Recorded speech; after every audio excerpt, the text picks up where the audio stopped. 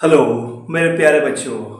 आज का नया टॉपिक वो रेसिस्टेंस के ऊपर बेस्ड है बच्चों। रेसिस्टेंस है क्या, आज जानते हैं इसके बारे में। तो बच्चों टॉपिक है रेसिस्टेंस। रेसिस्टेंस बच्चों, हम लोग ओम्स लॉ में जाने थे क्या कि V equals to I R, then R equals to V upon I। तो बच्चों ये R ही क्या कहलाता है, ये R ही रेसिस्टेंस कहलाता है मेरे प्यारे बच्चों, रेसिस्टेंस कहलाता है। तो बच्चों इसका प्रॉपर डेफिनेशन होगा क्या, तो बच्चों ये है क्या चीज।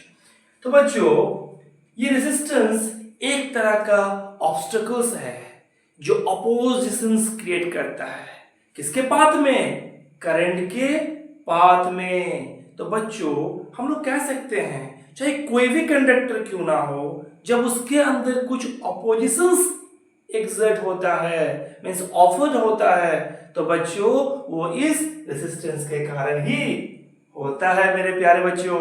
तो what does the mean of resistance, तो बच्चों जानते हैं आओ। Resistance means what, the obstacles which is occurred in the flow, in the path of flow of current. What my dear बच्चों, इसको याद रखोगे। Resistance is defined as the obstacles or the oppositions offered by the conductor in the path of flow of current, means the obstacles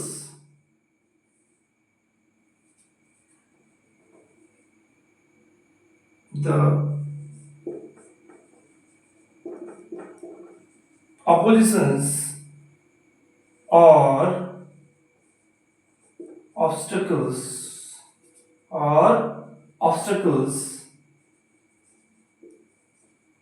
which are offered or exerted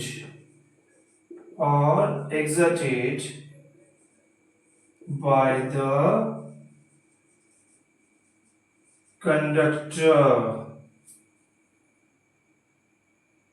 to the flow of current, to the flow of current, or in the path of flow of current, both are same idea. It is denoted by capital R। बच्चों मैं फिर से बोल रहा हूं, resistance है क्या, ये एक ऑब्स्टेकल्स है और ये एक ऑपोजिशंस है। मींस मान लो कि ये कोई एक कंडक्टर है मेरे प्यारे बच्चों, ये कोई एक कंडक्टर है मेरे प्यारे बच्चों, ये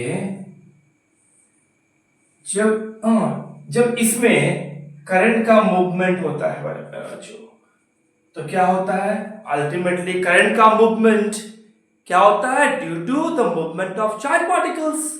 तो बच्चों इस कंडक्टर के अंदर सो मेनी टाइनी पार्टिकल्स होते हैं जो मैटर कहलाते हैं मेरे प्यारे बच्चों। तो हर एक टाइनी पार्टिकल्स आयंस या एटम का बना होता है। तो बच्चों जब इसमें क्या होता है, करंट पास होता है, तो अल्टीमेटली चार्ज का मूवमेंट होता है मेरे प्यारे बच्चों। जब चार्ज का मूवमेंट होता है तो मेरे प्यारे बच्चों आप इसे याद रखोगे क्या, कि ये एक इलेक्ट्रिक फील्ड को इस दोनों छोर पे, अगर ये अगर बैटरी से जुड़ा हुआ है तो मेरे प्यारे बच्चों ये क्या होगा, ये एक इलेक्ट्रिक फील्ड E क्रिएट करेगा, इलेक्ट्रिक फील्ड E क्रिएट करेगा। हाँ, ये इलेक्ट्रिक फील्ड E क्रिएट होने के कारण जितने भी यहां पर फ्री इलेक्ट्रॉन्स हैं, क्या है इसके अंदर, जितने भी फ्री इलेक्ट्रॉन्स है, फ्री इलेक्ट्रॉन्स, बच्चों याद रखोगे आप लोग, इलेक्ट्रॉन्स ही मूवमेंट करते हैं, प्रोटॉन मूवमेंट नहीं करते हैं। फ्लो कौन करता है? Negative charge particle, that means electron. तो बच्चे जितने भी फ्री इलेक्ट्रॉन्स हैं वो सारे फ्री इलेक्ट्रॉन्स क्या करते हैं? एक्सेलरेट शो करते हैं। एक्सेलरेट मींस एक्सेलरेशन शो करते हैं, means change in velocity show करते हैं। जब वो चेंज इन वेलोसिटी शो करते हैं तो अल्टीमेटली हम लोग कह सकते हैं कि सारे फ्री इलेक्ट्रॉन्स किसमें है? मोशन में, मेरे प्यारे बच्चों। लेकिन इसके अंदर बहुत सारे एटम्स और आयन पार्टिकल्स होते हैं।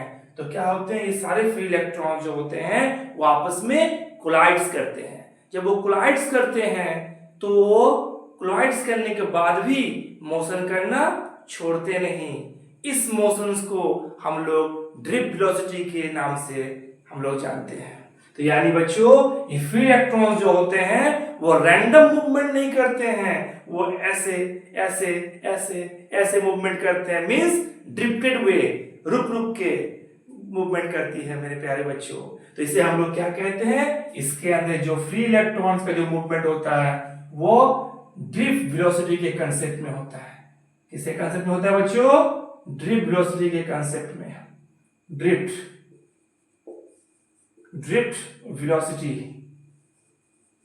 वेलोसिटी के कांसेप्ट में होता है मेरे प्यारे बच्चों। और बच्चों ये जो ड्रिफ्ट वेलोसिटी है, ये ड्रिफ्ट वेलोसिटी का मतलब हो गया इलेक्ट्रॉन्स का मूवमेंट रैंडम होने के बावजूद भी वो रुक रुक के चलती है, वो एकदम स्पीडली नहीं भागती। तो बच्चों तो जब ये सारे फ्री इलेक्ट्रॉन्स डिफरेंट एटम्स और आयन पार्टिकल्स से कोलाइड्स करते हैं तो वो उसका स्पीड यानी उसका वेलोसिटी क्या होता है? चेंजेस होता है। मींस वो एक ऑपोजिशंस मींस ऑब्स्टेकल्स क्रिएट करते हैं। किसके पाथ में? करंट के पाथ में मेरे प्यारे बच्चों, करंट के पाथ में। क्योंकि जब इसे एक सेल से जोड़ दिया जाए मेरे प्यारे बच्चों तो इसमें क्या हो गया? करंट मूवमेंट करेगा। तो करंट का मूवमेंट, आई का मूवमेंट इस डायरेक्शन में होगा, तो चार्ज का मूवमेंट इसके ऑपोजिट में। तो बच्चों चार्ज का जो मूवमेंट होगा वो बच्चों इस डायरेक्शन में होगा। तो इसमें क्या होगा? ऑपोजिशंस क्रिएट होगा इस करंट के पाथ में। चार्ज का मूवमेंट होने चार्ज के मूवमेंट के कारण करंट के पाथ में क्या होगा बच्चों? एक ऑपोजिशंस क्रिएट होगा जिसे हम लोग क्या कहते हैं? रेजिस्टेंस कहते हैं। तो मेरे प्यारे बच्चों आप मुझे सिंपली याद रखोगे कि रेजिस्टेंस मींस क्या होता है? ऑब्स्टेकल्स मींस बाधाएं जो इलेक्ट्रॉन के जो करंट के पाथ में ऑकर्ड होता है। ओके मेरे प्यारे बच्चों, ओके। अब मेरे प्यारे बच्चों ये रेजिस्टेंस का कुछ फैक्टर्स भी होते हैं। तो उससे पहले हम लोग जानते हैं कि रेजिस्टेंस क्या है। डेफिनेशन बोल दिए, it the oppositions or obstacles which are offered or exerted by the conductor to the flow of current in the ends of the conductor, that means from these two ends now मेरे प्यारे बच्चों इसे क्या रखना है? It is denoted by capital R. Its SI unit, its SI unit is ohm, OHM, और simply ये symbol दे देना बेटा बच्चों। ये सिंबल भी अगर देते हैं तो भी चलेगा। अब बच्चों जानते हैं कि इस R का कुछ फैक्टर्स भी होते हैं। तो क्या होते हैं मेरे प्यारे बच्चों? आओ जानते हैं। तो बच्चों फैक्टर्स के बारे में जानने से पहले बच्चों अभी आप लोगों को रेजिस्टेंस का डेफिनेशंस और उसके कॉज के बारे में बताएं। क्या बताएं बच्चों? इसके कॉज के बारे में बताएं। क्या कि रेजिस्टेंस जो बताएं, रेजिस्टेंस इसका प्रॉपर डेफिनेशंस बता दिए बच्चों, डेफिनेशंस हो गया, एंड प्रॉपर कॉज ये क्यों होता है। तो मेरे प्यारे बच्चों क्या बताएं आपको, इसको मैं फिर से एक बार रिकॉल कर दे रहा हूं मेरे प्यारे बच्चों, इसे आप याद रखोगे। क्या कोई भी कंडक्टर, ये अगर मान लो कंडक्टर है, ये अगर सेल के साथ जुड़ा हुआ है, किसके साथ जुड़ा हुआ है, सेल के साथ जुड़ा हुआ है, तो मेरे प्यारे बच्चों इसमें एक सेल से क्या होगा, एक पोटेंशियल डिफरेंस अप्लाइड होगा इस कंडक्टर के दो एंड में, और जब ये दो एंड में तुम्हारा पोटेंशियल डिफरेंस अप्लाइड होगा तो ये एक इलेक्ट्रिक फील्ड, अल्टीमेटली एक इलेक्ट्रिक फील्ड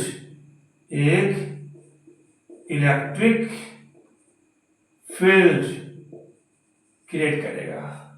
तो मेरे प्यारे बच्चों जब ये इलेक्ट्रिक फील्ड क्रिएट करेगा तो इसके अंदर जितने भी फ्री इलेक्ट्रॉन्स हैं, जितने भी क्या है, फ्री इलेक्ट्रॉन्स, वो बच्चों क्या करेगा, मूवमेंट शो करेगा due to acceleration, due to change in velocity. और बच्चों यही फ्री इलेक्ट्रॉन्स क्या होगा, जितने भी डिफरेंट एटम्स और आयंस इस कंडक्टर के अंदर मौजूद है, वो उसके सारे इलेक्ट्रॉन के साथ, सारे चार्ज पार्टिकल के साथ आपस में कोलाइड्स करेंगे। जब वो कोलाइड्स करेंगे तब फ्री इलेक्ट्रॉन्स का जो मूवमेंट होगा वो वेलोसिटी के चेंज के साथ होते रहेगा, मींस वो एक लगातार नहीं, वो मान लो ऐसे वैसे ऐसे ऐसे ऐसे, यानी वो ड्रिफ्ट वे में, यानी इस जगह पे जो फ्री इलेक्ट्रॉन्स का जो मूवमेंट होगा, free electrons shows drift velocity, shows drift velocity due to this occurrence of electric field। और मेरे प्यारे बच्चों तब क्या होगा, इसमें जो करंट का जो मूवमेंट होगा इस कंडक्टर में, करंट का जो मूवमेंट होगा इस कंडक्टर में, वो क्या होगा, उस करंट के मूवमेंट में कुछ ऑपोजिशंस, मींस कुछ बाधाएं क्रिएट होगा। उस बाधा को ही हम लोग क्या कहते हैं, रेजिस्टेंस कहते हैं। तो रेजिस्टेंस का इंटायर कॉज बता दिए बच्चों। अब बच्चों हम लोग जानेंगे क्या, किसका क्या फैक्टर्स होता है। फैक्टर्स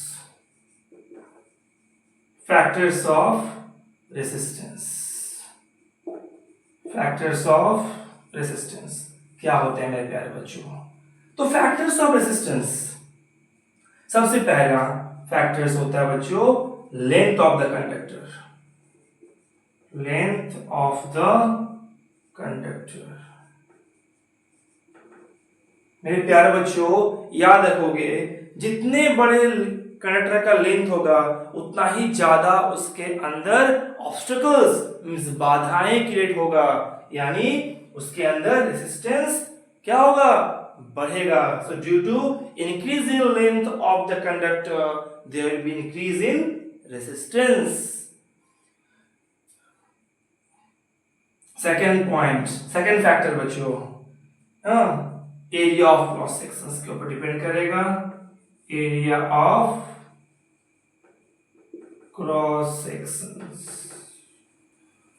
तो बच्चों ये रेजिस्टेंस जो होते हैं वो एरिया ऑफ क्रॉस सेक्शंस के ऊपर भी डिपेंड करते हैं, लेकिन वो डायरेक्टली नहीं, इनडायरेक्टली डिपेंड करते हैं। जैसे यहाँ पर हम बोल सकते हैं कि resistance is directly proportional to the length of the conductor, that is R proportional to L।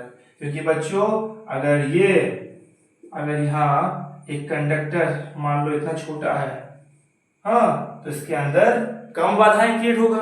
अगर मान लो मैं एक बड़ा सा कंडक्टर ले लूं जिसका लेंथ थोड़ा ज्यादा है, तो इसके अंदर क्या होगा, रेजिस्टेंस ज्यादा होगा। तो यानी बच्चों ये डायरेक्टली क्या हो गया, लेंथ के ऊपर डिनोट किया। अब बच्चों एरिया ऑफ क्रॉस सेक्शंस, ये क्या होता है बच्चों, ये जो आर होते हैं वो इनवर्सली प्रोपोर्शनल टू होते हैं area of cross section of the conductor, यानी जितना एरिया बढ़ेगा उतना ही रेजिस्टेंस कम रहेगा, और जितना एरिया कम रहेगा उतना रेजिस्टेंस ज्यादा होगा मेरे प्यारे बच्चों।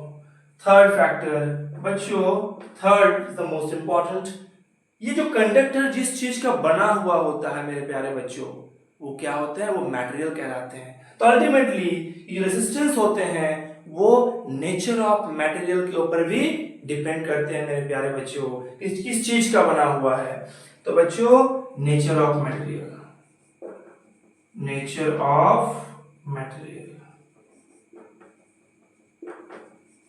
मटेरियल्स। तो बच्चों ये तीन इसका फैक्टर्स हो गया रेजिस्टेंस का। बच्चों टेम्परेचर भी इफेक्ट्स के फैक्टर होते हैं, मैं चौथा लिख सकता हूं क्या कि टेम्परेचर भी रेजिस्टेंस का फैक्टर कहलाता है, क्योंकि टेम्परेचर बढ़ने से रेजिस्टेंस भी बढ़ते हैं due to increase of heat energy, due to increase of heat energy. So temperature भी इसका एक फैक्टर है। तो मेरे प्यारे बच्चों उम्मीद करते हैं कि आपको ये रेजिस्टेंस वाला टॉपिक जो है वो फुल फेज में समझ में आया होगा मेरे प्यारे बच्चों।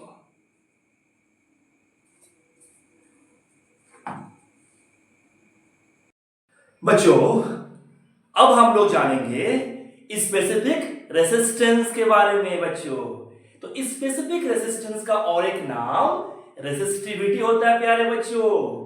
अब ये स्पेसिफिक रेजिस्टेंस है क्या, तो बच्चों आते हैं बोर्ड पे। तो बच्चों टॉपिक क्या है, स्पेसिफिक रेजिस्टेंस प्यारे बच्चों,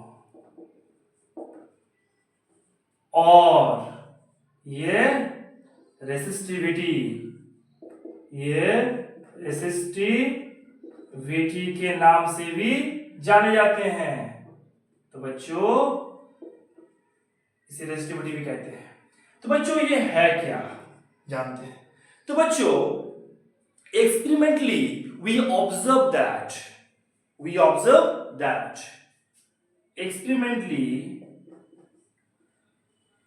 experimentally we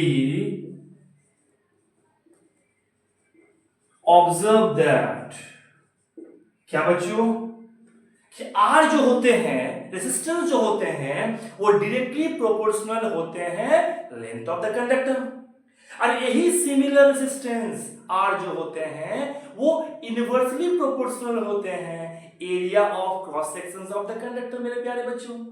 तो बच्चों जो पहला है first, resistance is directly proportional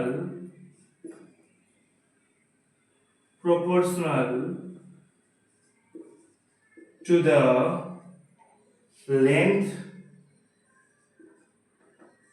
of the conductor,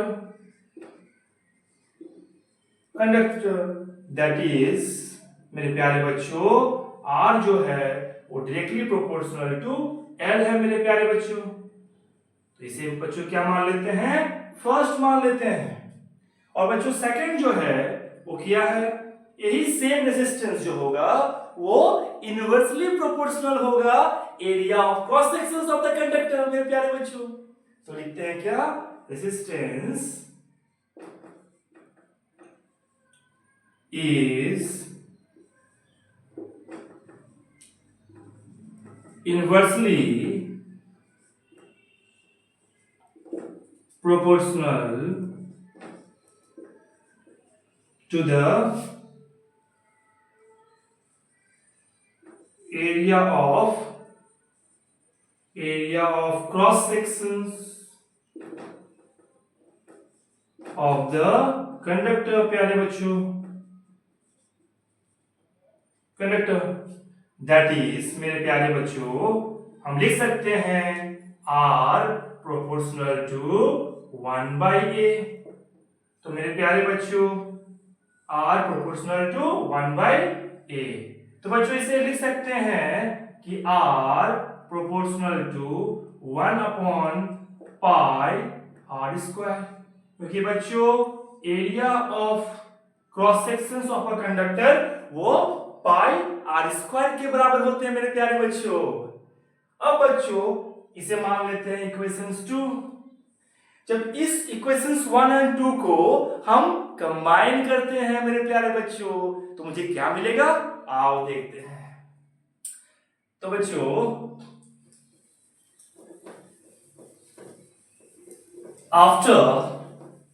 after combining equation first and second, combining equation first and second we get, तो बच्चों क्या मिलेगा, r मिल जाएगा, जो होगा वो प्रोपोर्शनल हो जाएगा l by a के बराबर। अब बच्चों अगर इस प्रोपोर्शनल को हम हटाते हैं तो बच्चों एक कांस्टेंट टर्म आएगा, तो बच्चों क्या हो जाएगा, r equals to rho l by a। तो मेरे प्यारे बच्चों ये जो रो है, इस रो को हम लोग कहते हैं क्या, constant of proportionality, simply known as specific resistance और रेजिस्टिविटी मेरे प्यारे बच्चों। तो बच्चों यहां हम लोग लिखेंगे क्या, where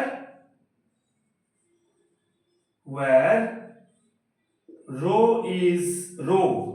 बच्चों इसे उच्चारण आप लोग ऐसे करोगे, रो ये सिंबल है, इसको लिख सकते हैं ऐसे बच्चों, RHO रो, इसे आप लोग उच्चारण से करोगे rho. where rho is called constant of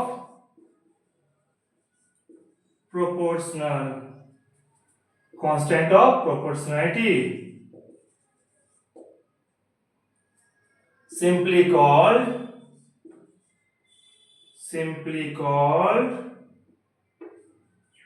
specific resistance प्यारे बच्चों, specific resistance।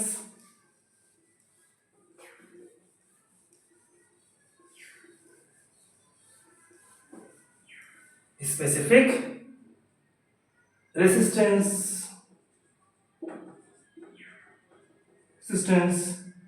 और resistivity।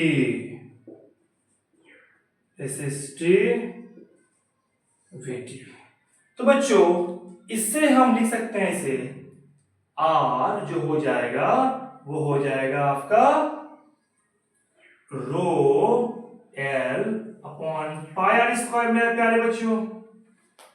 तो बच्चों रो का जो इक्वेशंस मिल गया बच्चों, रो का जो इक्वेशंस हो जाएगा, रो का जो वैल्यू होगा वो क्या हो जाएगा, वो हो जाएगा इस इक्वेशन से R into A upon L और R into pi R square upon L। तो बच्चों इसे आप याद रखोगे, यही रेसिस्टिविटी का फॉर्मूला है मेरे प्यारे बच्चों। बच्चों अब जानेंगे रेसिस्टिविटी मींस स्पेसिफिक रेजिस्टेंस का ऐसा यूनिट क्या होता है प्यारे बच्चों। तो बच्चों यहां रो जो है R इंटू ए अपॉन एल है।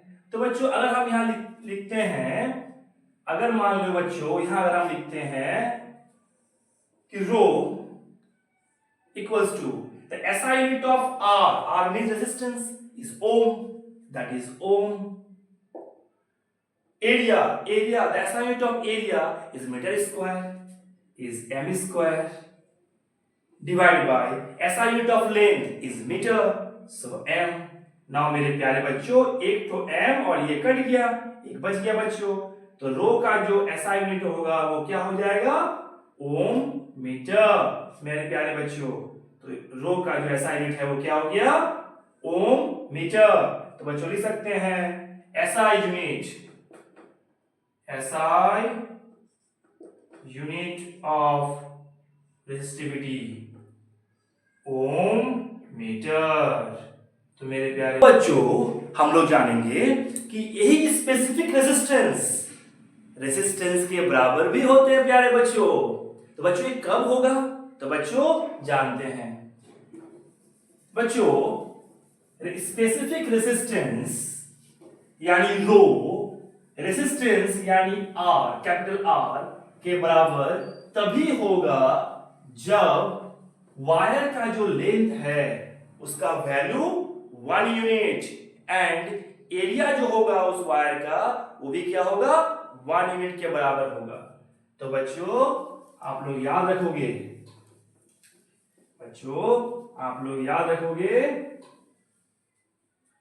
Specific resistance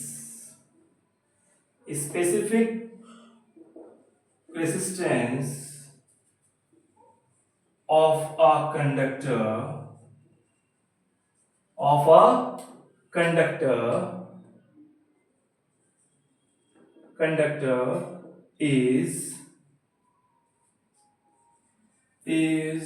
equal to the resistance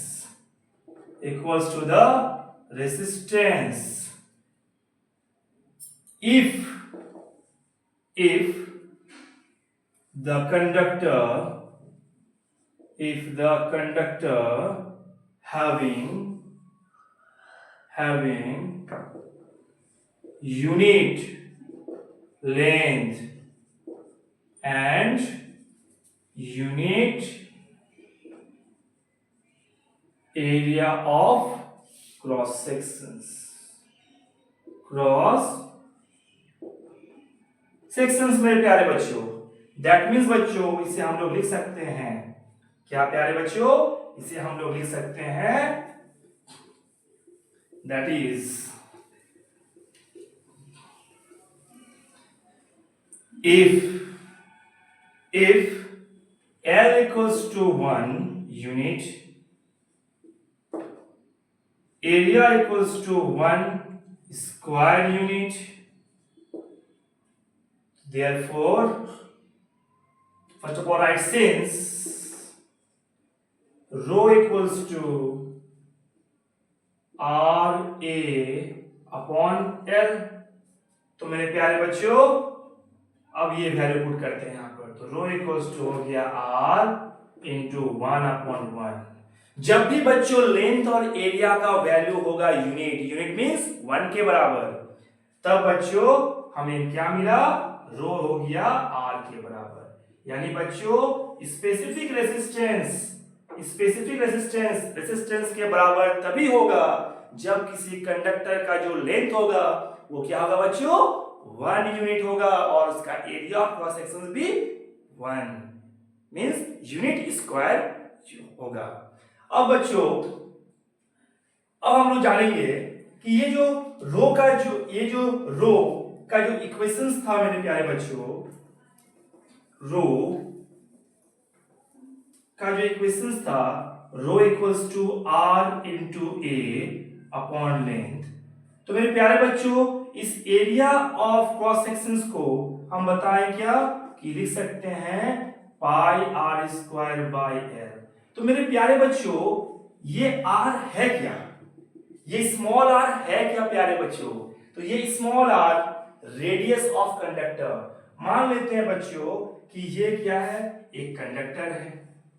तो मेरे प्यारे बच्चों इसका हर जगह पे जो एरिया ऑफ क्रॉस सेक्शंस होगा वो हर जगह पे क्या होगा बच्चों? सेम होगा। यही है एरिया ऑफ क्रॉस सेक्शंस, जो बच्चों हर जगह पे क्या होगा? सेम होगा। और बच्चों इसका जो रेडियस होगा, इस वायर का जो रेडियस है, यहाँ r क्या है बच्चों? r है यहाँ पर रेडियस ऑफ वायर और कंडक्टर मेरे प्यारे बच्चों। तो बच्चों इसे आप याद रखोगे कि रेजिस्टिविटी का जो फॉर्मूला है वो RA अपॉन L यानी R इंटू पाई R स्क्वायर अपॉन L, जहां पर स्मॉल r जो है बच्चों वो क्या है? रेडियस ऑफ कंडक्टर कहलाता है मेरे प्यारे बच्चों।